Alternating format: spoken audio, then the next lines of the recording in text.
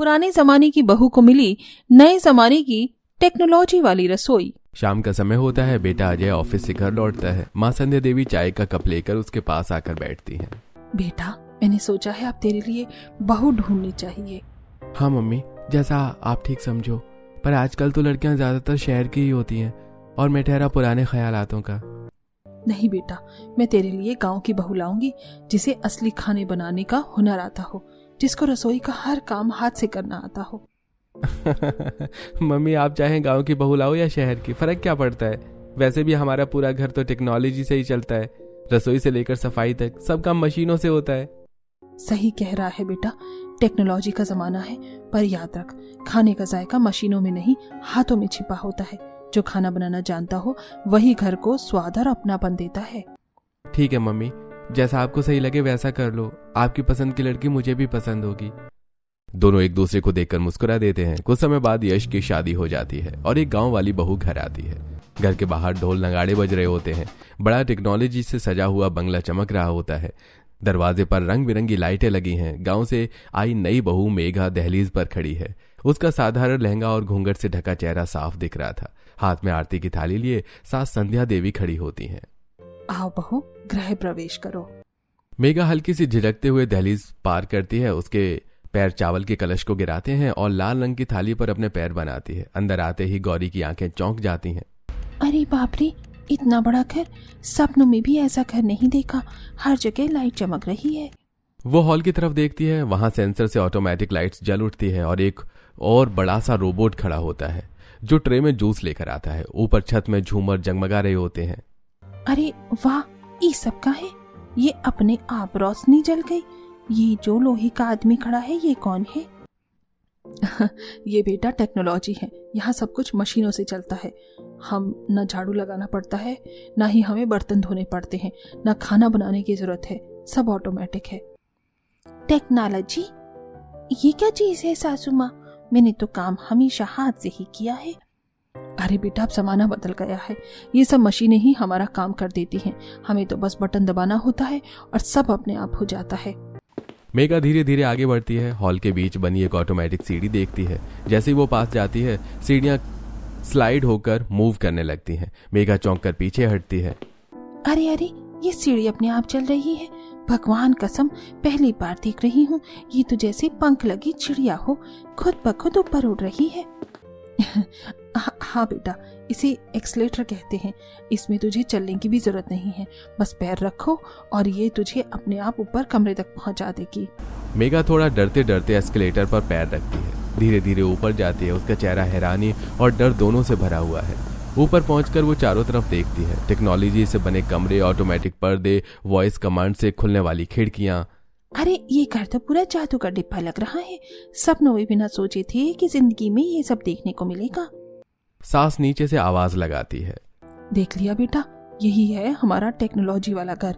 अब तो यहाँ की बहू है, धीरे धीरे सब सीख जाएगी। मेघा हाँ में सिर हिलाती है, लेकिन उसके मन में हल्की सी घबराहट भी है। उसे ये सब कैसे चलाना आएगा। अगली सुबह मेघा जल्दी उठ जाती है। वो सिर पर पल्लू ठीक करती है और हाथ में झाड़ू लेकर पूरे हॉल में झाड़ू लगाने लगती है। अरे बेटा, तू इतनी सुबह झाड़ू क्यों लगा रही है? यहाँ तो झाड़ू पोंछे की जरूरत ही नहीं।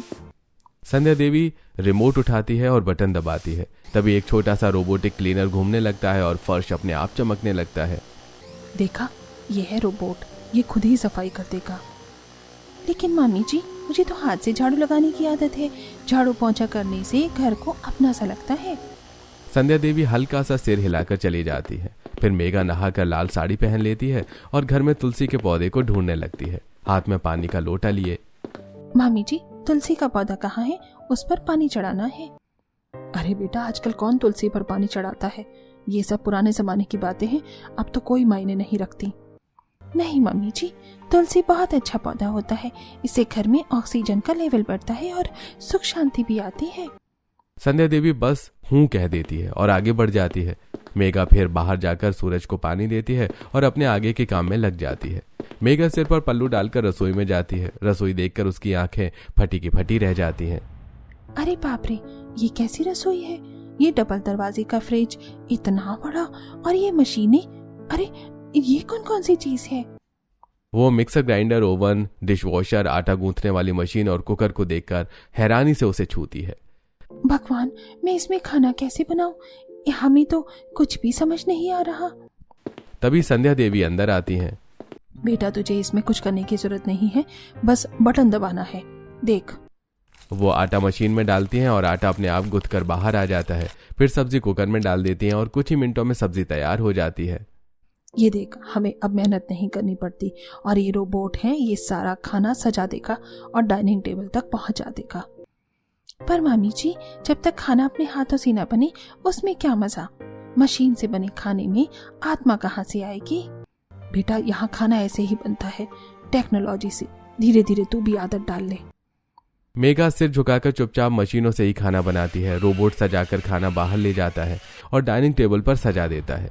पूरा परिवार डाइनिंग टेबल पर बैठा होता है। खाना प्लेटों में परोसा जाता है। मेघा घूंघट में खड़ी रहती है। अरे वाह, आज तो खाना बड़ा स्वादिष्ट बना है। भाभी, लगता है आपने टेक्नोलॉजी की मदद अच्छी ली है। हाँ, यही तो है हमारे घर की खासियत। बेटा, तुझे इतना घूंघट करने की कोई जरूरत नहीं है। ये एडवांस जमाना है, आजकल कोई पल्लू नहीं रखता। तुम भी धीरे धीरे अपने गांव वाली आदतें छोड़कर नई चीजें सीख जाओगी। मेघा हल्के से पल्लू हटाती है। उसके चेहरे पर हल्की सी मुस्कान और आंखों में घबराहट दोनों दिखती हैं। शाम के समय संध्या देवी तैयार होकर पर्स उठाती है। मेघा रसोई में बर्तन समेट रही होती है। बेटा मेघा, मैं रिश्तेदारी में जा रही हूँ, घर में थोड़ा सामान खत्म हो रहा है, तो ज़ेप्टो से ऑर्डर कर देना। ज़ेप्टो? ये कौन आदमी है मम्मी जी? उसी को बोलना है क्या सामान मंगाने के लिए? अरे बेटा, ज़ेप्टो कोई आदमी नहीं है, ये मोबाइल ऐप है। उससे ऑनलाइन सामान मंगाया जाता है। एक ऐप होता है, उसी से ऑर्डर करना है। अच्छा मम्मी जी, मुझे तो नहीं आता ये सब, आप ही सिखा दो, फिर मैं कर दूंगी। अरे, इससे अच्छा तो मैं खुद ही कर दूं। तू तो सच में कुछ भी नहीं कर सकती है, ना ही तुझे आता है। गांव से बिल्कुल कच्ची बहू ले आई हूं मैं, जिसे घर की छोटी से छोटी टेक्नोलॉजी का भी पता नहीं। मेघा चुप हो जाती है। उसकी आंखें भर आती हैं। तभी ससुर जी वहां से गुजरते हैं और सारी बातें सुन लेते हैं।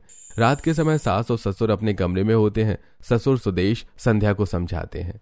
संध्या, तुमसे कितनी बार कहा है कि नई बहू को डांटा मत करो।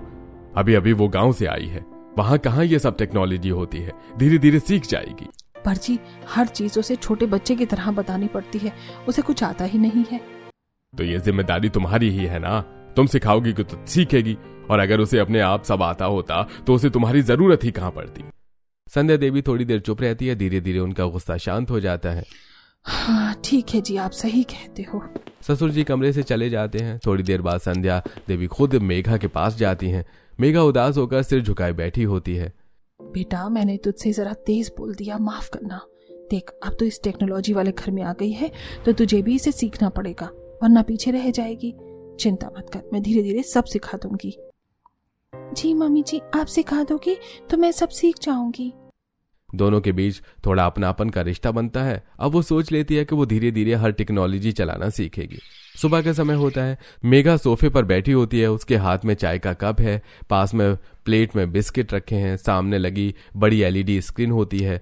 अचानक स्क्रीन पर एक लड़का खड़ा दिखाई देता है। मेघा चौंक जाती है और घबराकर चिल्लाने लगती है। अरे दीदी, देखो देखो, घर में चोर आ गया है, कोई बाहर खड़ा है, जल्दी आओ ना। उसकी ऊंची आवाज सुनकर ननद स्नेहा अपने कमरे से नींद में उठते हुए आती है, आंखें मलते हुए। क्या हुआ भाभी, इतनी सुबह सुबह क्यों चीख रही हो? कहाँ है चोर? वो देखो, उसमें एक लड़का बाहर खड़ा है, चोरी करने आया है शायद। नंद स्क्रीन की तरफ देखती है और जोर से हंस देती है। अरे भाभी, ये चोर नहीं है, ये तो डिलीवरी बॉय है। मैंने मोबाइल से खाने का सामान ऑर्डर किया था, वही देने आया है।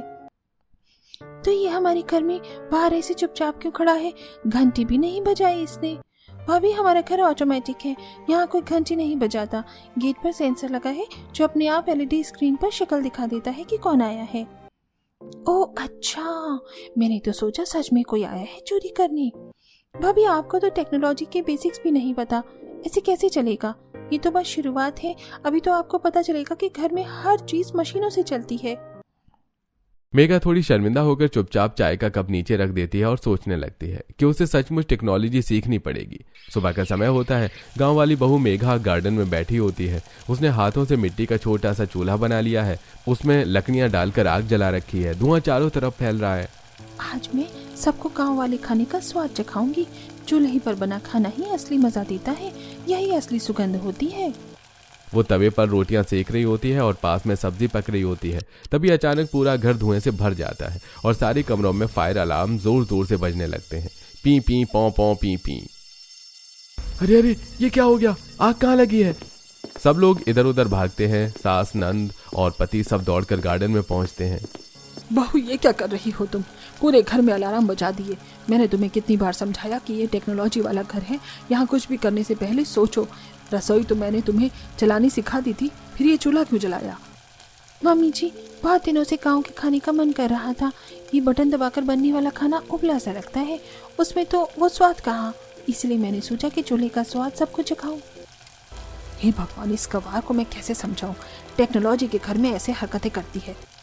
गुस्से में सास वहां से चली जाती है। मेघा उदास खड़ी रह जाती है। तभी उसके ससुर पास आते हैं और उसके सिर पर हाथ रखते हैं। कोई बात नहीं बेटा, आज तुमने चूल्हे पर बनाया है तो आज हम सब यही खाना खाएंगे। देखना, सबको बहुत पसंद आएगा। लेकिन हाँ, कल से मैं तुम्हें इस घर की हर टेक्नोलॉजी खुद सिखाऊंगा। जी बाबूजी। मेघा खाना परोसकर सबको देती है। जैसे ही सब खाते हैं उनके चेहरे पर खुशी आ जाती है। अरे वाह, सच में भाई, इसमें तो अलग ही स्वाद है। हाँ भाभी, इसमें तो देसी खुशबू है जो मशीनों से बने खाने में नहीं आती।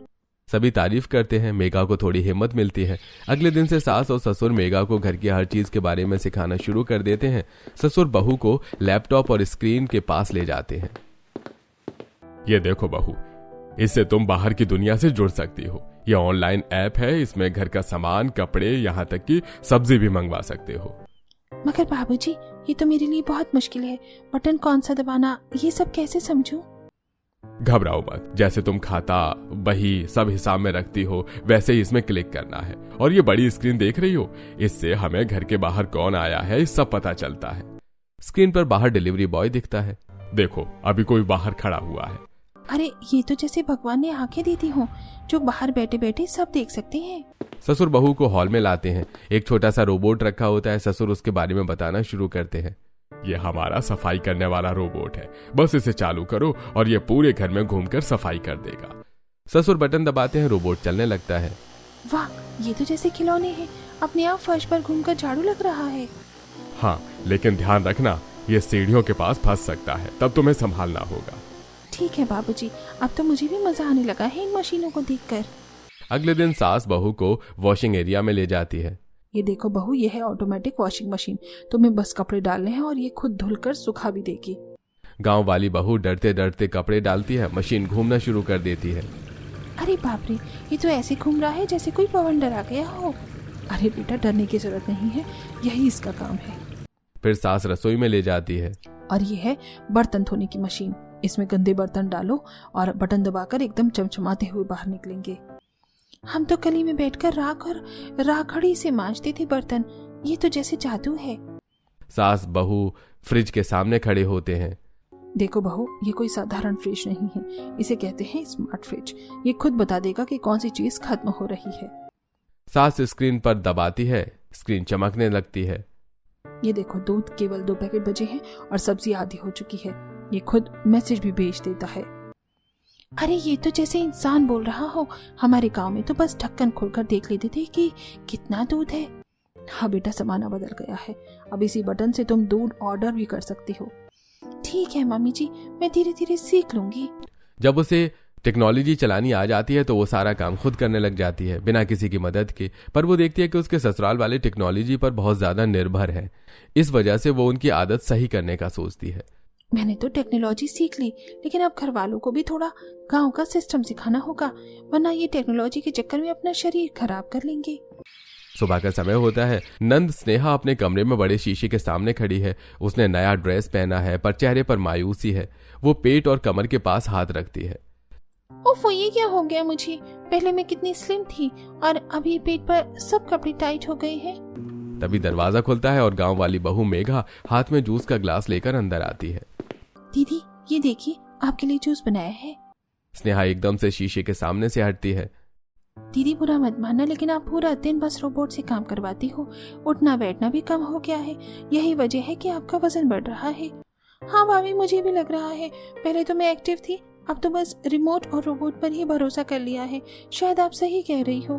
दीदी, टेक्नोलॉजी का इस्तेमाल जरूरी है, पर जरूरत से ज्यादा इस्तेमाल हमारी सेहत भी बिगाड़ देता है। शरीर को भी मेहनत चाहिए। अगर आप चाहें तो मैं आपको थोड़े घरेलू तरीके बताऊं, जैसे रोज थोड़ी देर आप वॉक करना, किचन में खुद हाथ से थोड़ी मदद करना, और सबसे जरूरी हंसते मुस्कुराते रहना। ठीक है भाभी, आपसे मैं सिर्फ मशीनों पर निर्भर नहीं रहूंगी। मेघा उसे गले लगाती है। शाम के समय ससुर जी सोफे पर बैठे हैं और उनके घुटनों पर मालिश कर रही हैं सासू माँ। अरे ये घुटने तो दिन पर दिन और दुख दे रहे हैं। कितनी दवाइयां खा ली पर आराम ही नहीं मिल रहा।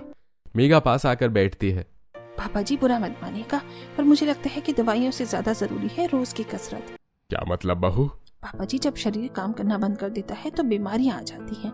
आप पूरा दिन सोफे पर बैठकर टीवी देखते हो या मोबाइल चलाते हो। थोड़ा सुबह सुबह वॉक कर लिया करो, थोड़ा हल्की दौड़ लगाओ और घर के छोटे मोटे काम खुद से करो। इससे खून का बहाव भी अच्छा होगा और घुटनों का दर्द भी कम हो जाएगा। लेकिन बहू, ये तो पुराने जमाने की बातें हैं। आजकल तो डॉक्टर भी बस दवाई देते हैं। मामी जी, गांव में हमने हमेशा यही किया है। खेतों में काम करने वाले बुजुर्ग आज भी तंदुरुस्त हैं, क्योंकि वो रोज मेहनत करते हैं। और मैं मानती हूँ टेक्नोलॉजी जरूरी है, लेकिन सेहत भी तो जरूरी है। बहू, तुम्हारी बात में दम है। कल से मैं सुबह वॉक करने जरूर जाऊंगा। रात का समय होता है। पति यश अपने कमरे में लैपटॉप पर काम कर रहे हैं। पास में फोन भी चार्जिंग पे लगा हुआ है। उनकी आंखें थकी हुई लग रही हैं। सुनो जी, कितना काम करोगे मशीनों पर टिककर? कभी आराम भी कर लिया करो। क्या करूं मेघा, काम ही ऐसा है। सुबह से शाम तक कंप्यूटर और मोबाइल पर रहना पड़ता है। मैंने बाकी सबको समझा दिया है। बस आपसे भी यही कहना चाहती हूँ कि अगर समय से पहले बूढ़ा नहीं होना है तो टेक्नोलॉजी का इस्तेमाल कम करो, थोड़ी कसरत करो, शरीर को चलाओ, वरना ये मशीनें तो काम करेंगी लेकिन आपका शरीर धीरे धीरे जवाब दे देगा। अरे वाह, गांव की बहू शहर वालों को ऑर्डर दे रही है। हाँ, और ये ऑर्डर मानना ही पड़ेगा, वरना कल को दवाइयों के ढेर पर बैठना पड़ेगा। तुम सही कह रही हो। मैं ऑफिस के बाद जिम जाना शुरू करूंगा और वीकेंड पर तुम्हारे साथ वॉक भी करूंगा। यही तो मैं चाहती हूँ। सुबह का समय होता है। गार्डन में पूरा परिवार बैठा होता है। नंद योग कर रही है, ससुर वॉक कर रहे हैं, पति हल्की दौड़ लगा रहे हैं और सास पौधों में पानी डाल रही है। मेघा सबको देखकर शांति से मुस्कुराती है। बहू, तेरे कारण हम सब बदल गए हैं। तूने हमें टेक्नोलॉजी और सेहत के बीच का असली संतुलन सिखाया है। हाँ बहू, अब समझ में आया कि गांव की आदतें भी कितनी काम की होती हैं। मामी, मैं तो आजकल खुद बर्तन धो लेती हूँ। कभी कभी रोबोट से काम करवाना कम कर दिया है। अब वजन भी घट रहा है। और मैं अपनी पत्नी पर गर्व करता हूँ जिसने हमें ये सब रास्ता दिखाया। आप लोगों ने भी तो मुझे टेक्नोलॉजी सिखाई है और मैंने बस वही किया जो मुझे सही लगा। टेक्नोलॉजी भगवान का दिया तोहफा है, लेकिन उसका इस्तेमाल हमें समझदारी से करना चाहिए। मशीनें हमारी मदद करें लेकिन हमारी जिंदगी पर हावी ना हो। एक्सरसाइज करके पूरा परिवार गार्डन में बैठकर चाय पीते हैं। पास में रोबोट भी खड़ा है, लेकिन इस बार रोबोट सिर्फ सर्व करने में मदद करता है, काम का बोझ अकेले नहीं उठाता। सब लोग हंसते मुस्कुराते हैं। मेरी पुराने जमाने की बहू ने हमें जमाने का असली मतलब सिखा दिया। टेक्नोलॉजी का इस्तेमाल करो लेकिन उस पर निर्भर मत हो जाओ। अरे, और नए नए जमाने के ससुराल ने मुझे सिखाया कि टेक्नोलॉजी का इस्तेमाल कैसे करते हैं। सब लोग एक दूसरे को देखकर हंसने लगते हैं।